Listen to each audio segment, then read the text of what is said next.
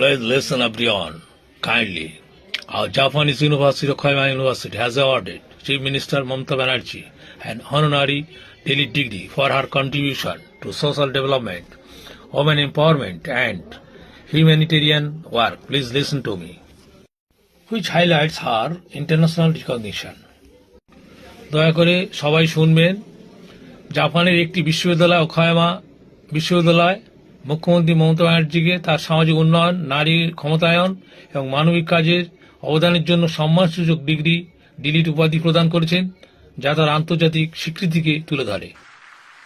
স্বাগত জানান মাননীয় মুখ্যমন্ত্রীকে। আপনারা দেখতে পাচ্ছেন ঐতিহ্যমণ্ডিত জাপানের ওকায়ামা বিশ্ববিদ্যালয় নারীর ক্ষমতায়ন এবং আধুনিক পশ্চিমবঙ্গ রূপায়ণে তাঁর অসামান্য অবদানের স্বীকৃতি স্বরূপ সাম্মানিক ডিলিট অর্পণ করবেন। 名誉博士記ママタ・バナルジー殿、あなたは学術文化の発展への貢献が特に顕著であったので、岡山大学名誉博士の称号を授与します。President Okayama University Yasutomo Nas.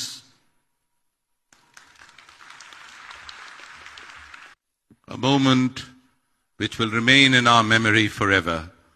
We are rare witnesses to this great moment. আপনারা করতালি দিয়ে এই আনন্দের মুহূর্তটিকে স্বাগত জানান। আমরা যারা এই সাক্ষী রইলাম, আমরা সত্যিই ভাগ্যবান, ভাগ্যবতী।